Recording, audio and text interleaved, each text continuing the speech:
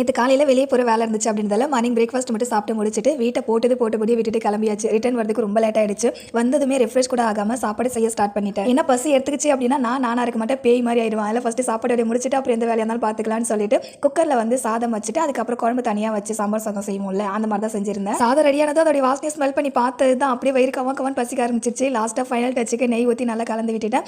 சாம்பார் சாதத்துக்கு வந்து நான் வந்து வத்தல் தான் பொரிச்சிருந்தேன். சாதம் பயங்கர சூடாக இருந்துச்சு. ஆறு டேஸ்ட் பார்க்க சொல்லி கொஞ்சம் விளையாட்டு காமிலான்னு பார்த்தா பைபிள் உசாராயிடுச்சு பொழுது, நீயே சாப்பிடு அப்படின்னு சொல்லிட்டா. நம்மளுடைய ராஜதந்திரங்கள் அனைத்தும் மீனாகி விட்டதே அப்படின்னு சொல்லிட்டு சூடாவது கூலிங்காவது நான் சாப்பிட்றேன், அவ்வளோ பசிக்குதுன்னு சொல்லிட்டு நான் சாப்பிட ஆரம்பிச்சிட்டேன். சாப்பிட்ட கையோட அருண் ஃபிஷ் டேங்க் வாங்கிட்டு வரேன்னு கிளம்பிட்டாங்க. நானுமே வீட்டில் சும்மா தானே இருக்கும் அப்படின்னு சொல்லிட்டு வீட்டை எல்லாமே க்ளீன் பண்ண ஸ்டார்ட் பண்ணிட்டேன். அதுக்குள்ள அருண்மே ரிட்டர்ன் வந்துட்டாங்க. வந்து எல்லாத்தையுமே ஃபிக்ஸ் பண்ணி பார்த்துட்டு இருந்தாங்க. அந்த ஃபிஷ் டேங்கை செட் பண்ணுற வரைக்கும் அவங்க மூஞ்ச பார்க்கணுமே, அவ்வளோ பாவப்பட்ட புள்ள போல இருந்துச்சு. எனக்கே கஷ்டமாயிடுச்சு. எனக்காகவது கொஞ்சம் சிரிச்ச முகமாக இரண்டா அப்படின்னு சொல்லி கொஞ்சம் சிரிக்க வச்சுட்டு இருந்தேன். ஃபைனலாக அந்த ஃபிஷ் டேங்கை வந்து ஃபிக்ஸ் பண்ணதுக்கு அப்புறம் தான் அவங்களுக்கு வந்து கொஞ்சம் ஹாப்பியாச்சு. ஃபிக்ஸ் பண்ணதுக்கு அப்புறமே வந்துட்டு வெயில் தங்காமல் கீழே விழுந்துருமோ நீ